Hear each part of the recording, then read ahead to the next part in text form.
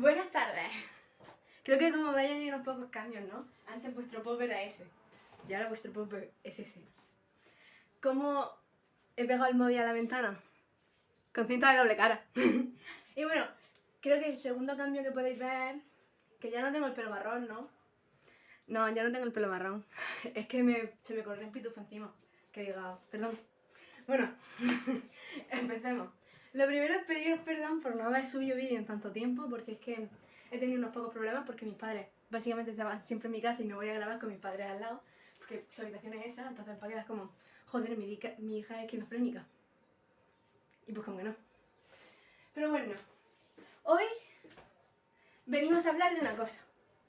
Tiene que ver con Harry Potter, con libros, obviamente. Hoy venimos a hablar de los cuentos de Vida del Bardo. Los cuentos de Vida del Bardo. ¡Ah! Lo tengo en físico. Yo me lo esperaba más grande, ¿ves? No voy a mentir.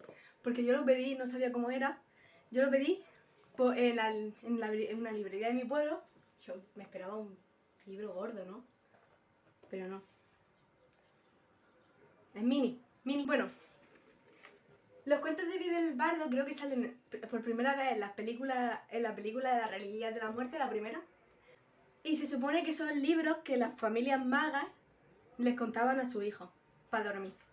Algunos son un poco... bueno, no son tan pa' niños, pero otros, pues bueno. Y los que no son tan pa' niños, pues tienen sus adaptaciones. Aquí en este libro creo que tenemos 4 o 5. No son muchos los que vienen, pero yo aconsejo que os lo leáis. Pero bueno, yo aquí os voy a hacer un pequeño resumen, pero la verdad es que yo los veo súper chulos y son bastante bonitos. Empezamos. Vale, yo creo, o sea, mira las portadas, o sea, la portada es así, pero es que la contraportada, bueno, contraportada esto, perdón, es preciosa, es preciosa. Bueno, como podemos ver aquí tenemos introducción y 5 libros más. Lo que primero encontramos aquí es la introducción, que es lo que yo he dicho antes, que son libros que los magos les cuentan a sus hijos, así como aquí nos pone el ejemplo de libros magos que le contamos, que nos cuentan a nosotros, bueno, a nosotros, que los magos les cuentan a sus hijos, que son, por ejemplo, estos equivaldrían a La Bella y la Bestia, Cenicienta. Aquí tenemos El cazo Santarín y La fuente de la buena fortuna, por ejemplo. También nos dicen que entre libros los ingresos que se recopilan de los libros que se han vendido van directamente a una organización que se llama Lumos, que da casa a los niños sin casa, es decir, que en orfanatos, niños que están huérfanos, pues es una organización que se encarga de ayudarlos, de que encuentren casa y si no, pues de que tengan la mejor estancia posible en el orfanato. A mí la verdad es que me parece un fin muy bonito, la verdad. Pero bueno, sin más dilación empezamos con los libros. Trae una advertencia de acerca de las notas de pie de Dumbledore. Bueno, de pie de la página. Nos dice que las notas las ha hecho Dumbledore, pero obviamente, a ver, es un personaje ficticio, ¿no? Pero bueno, para meternos en el papel vamos a decir que ha sido Dumbledore. Entonces es como que cuando pasas páginas, por ejemplo, en estas páginas no, pero aquí vienen como pequeñas explicaciones de lo que quiere decir el libro. Es decir, si a lo mejor sale un animal fantástico raro, pues Dumbledore te pone en la parte de abajo no sé qué, no sé cuántas. O si te pasa, si es algún hechizo raro, el hechizo es no sé qué, no sé cuántas. O propias notas del mismo Dumbledore que pues a lo mejor explica algo de su vida privada o algo. Y si aquí vemos, antes de cada capítulo, bueno, o libro, hay como un pequeño dibujo. Esto es como un resumen dibujo de lo que viene en el cuento. Es decir, que es un avance de lo que va a pasar. Empezamos con el mago y el cazo saltarín. ¿De qué trata el mago y el cazo saltarín? Pues nos dice que un hombre mayor ya, vivía en un pueblo de magos, que era cuando vivían los magos y magos juntos, y nos dice que este hombre mayor ayudaba a la gente con pociones, o sea, no que ayudaba, o sea, que si a lo mejor alguno se había puesto malo, le dolía un pie o algo, pues él decía que era medicina alternativa, o medicina simplemente, pero bueno, en verdad eran pociones que él hacía que ayudaban a la gente que si, pues, a que se mejorara. Entonces, nos dicen que cuando este hombre se murió, le dejó a su hijo su cazo, que es con el que él hacía las pociones. Su hijo, pues bueno, digamos que no es tan bondadoso como el hombre. Entonces, cuando a él le vinieron a llamar a la puerta a los vecinos del pueblo, les decía, no, no, no, aquí ya mi padre no está y yo no quiero ayudar a nadie, no sé qué. No quiero saber sucios problemas de Maggie y le cerraba la puerta en la cara. Al cazo le salió un pequeño pie de latón que iba siguiéndole. Entonces, pues, como era un latón, era un hierro, bueno, hierro no, era metal, el cazo cada vez que iba, imagina que va el patacoge iba haciendo así, salto, salto. Entonces, pues se escuchaba como el pie iba así.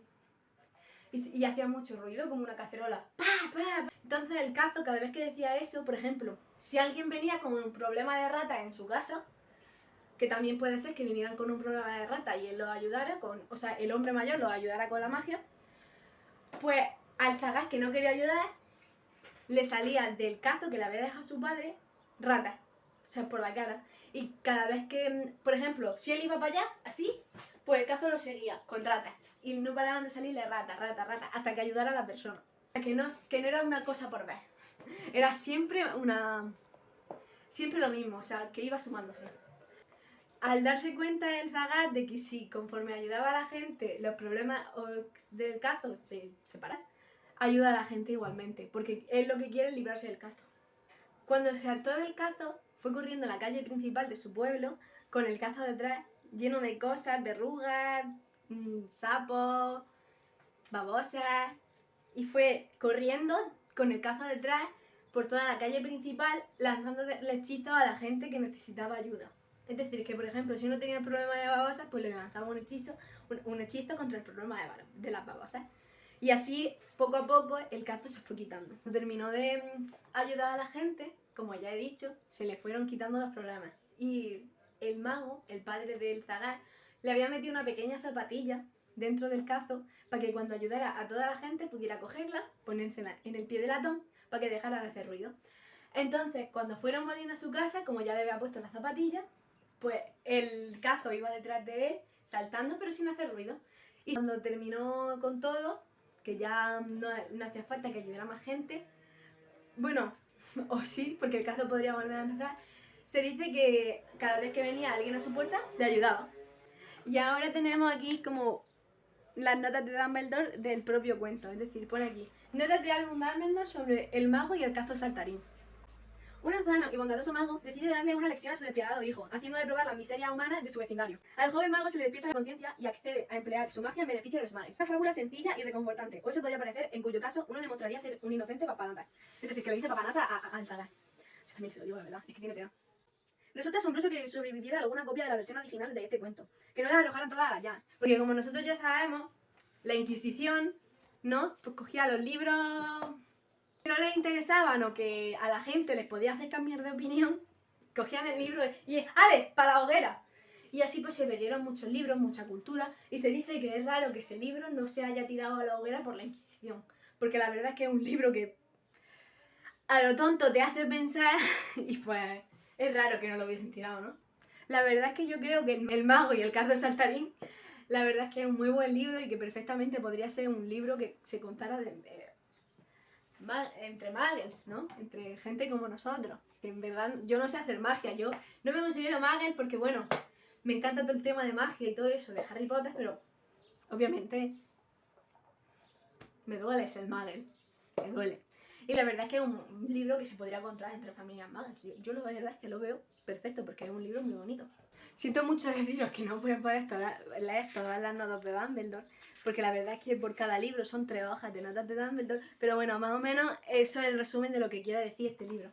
Lo que he dicho yo de la Santa Inquisición, que cuando no le interesaba un libro lo tiraba a la hoguera. Empezamos con el siguiente libro.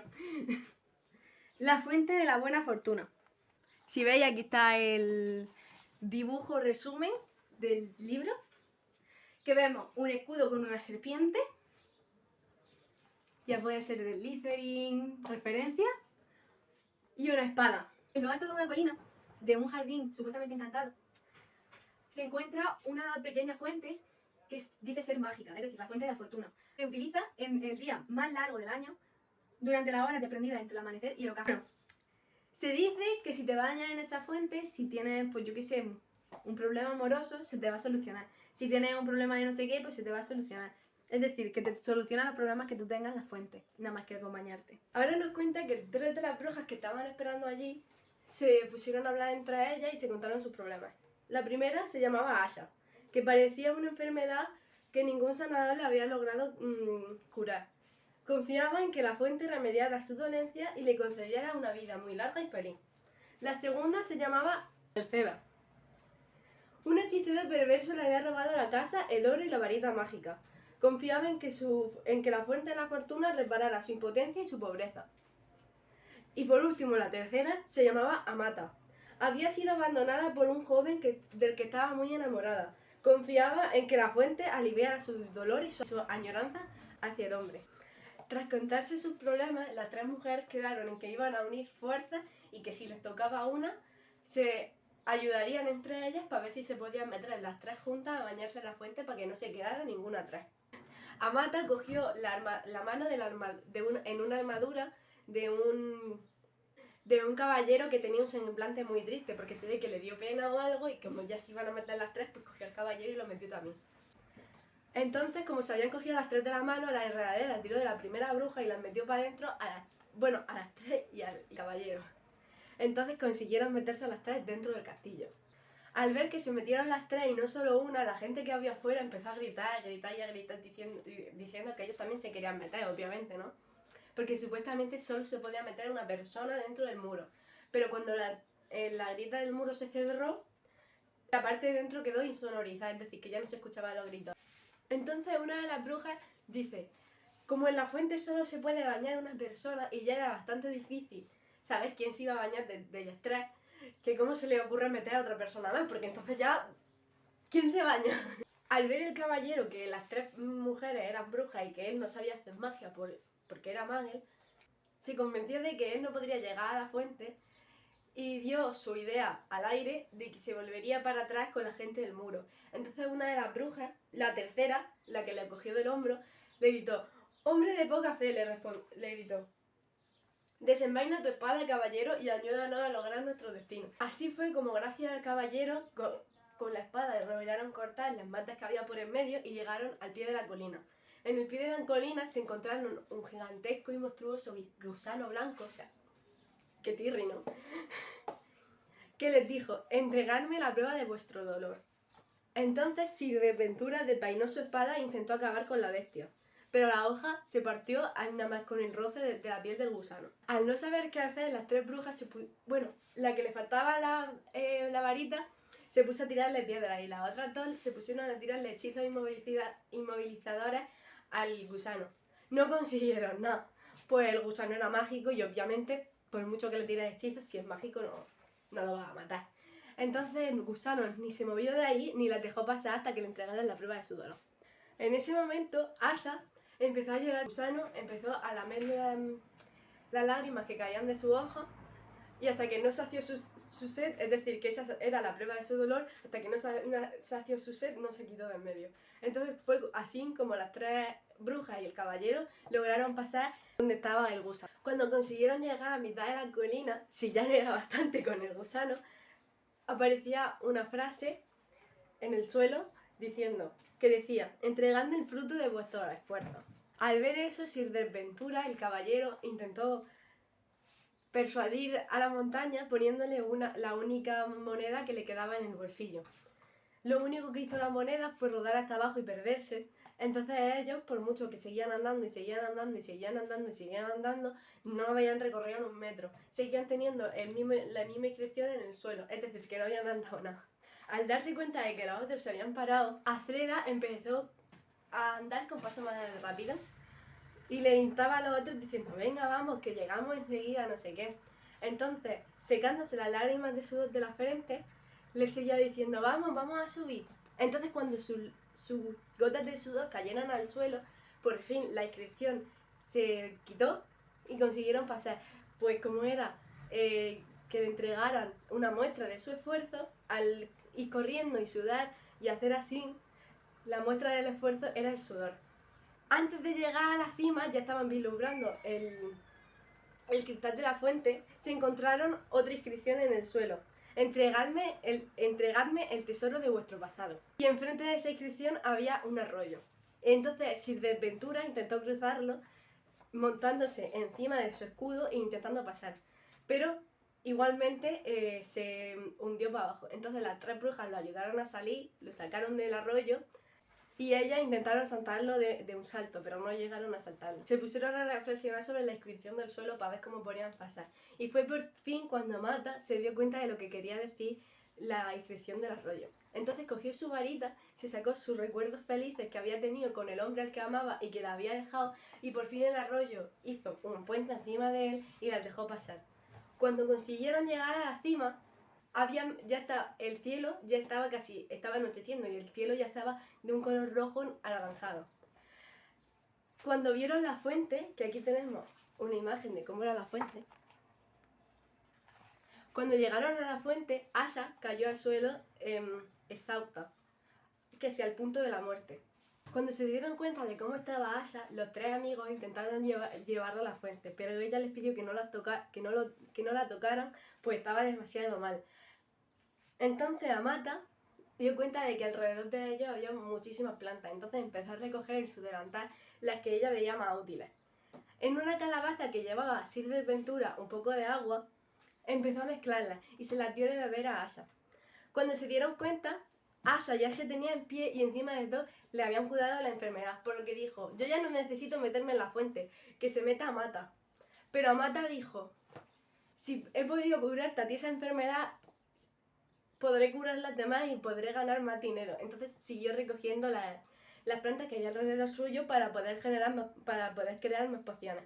Entonces Amata dijo: que se bañe Azleda, pues yo ya he solucionado mi problema de pobreza. Entonces Azleda dijo: no me quiero bañar, porque ya dio cuenta de que el hombre al que amaba y que la había dejado era un hombre cruel y desleal, pues había quitado todos sus recuerdos felices en el arroyo y ya había quitado toda su añoranza hacia el hombre. Entonces dijo que se bañe Sirventura. Entonces, como las 3 brujas ya no necesitaban bañarse en la fuente, Sirventura se bañó en la fuente. Al salir de la fuente, con su armadura limpia, le pidió a Amata que por favor le entregara su corazón. Y así fue como los 4 amigos bajaron la colina y salieron al exterior, los 4 curados y sin haberse dado cuenta de que en el agua de la fuente no había ningún sortilegio que diera buena suerte o que curara las enfermedades. Pues todo lo que curaba era conforme avanzaba hacia la fuente de la fortuna y conforme hacías un esfuerzo por llegar a curar lo que te pasaba, era lo que verdaderamente te curaba, sin que la fuente fuese real ni el agua fuese mágica. Así fue como Amata se dio cuenta de que había encontrado por fin al hombre que de verdad amaba y que de verdad la iba a cuidar. Y así fue como en Ventura, Amata y Asha y Azleda tuvieron su final feliz sin que la fuente fuese mágica de verdad. Como ya sabemos, la fuente de la fortuna, como todos los cuentos de este libro, tiene notas de Albus Dumbledore. Pero como que son 3 páginas y si no el vídeo se va a hacer muy largo. Si queréis luego otro vídeo leyendo las notas de Albus Dumbledore de todos los cuentos. Aquí básicamente dice que es un libro muy bonito que se cuenta casi siempre a todos los niños. Igual que el mago y el cazo saltarín. Dice que a él le gustó tanto que intentó meter en Hogwarts, cuando llegan los alumnos de primera ESO, intentó meter la melodía intentó hacer una canción con el cuento.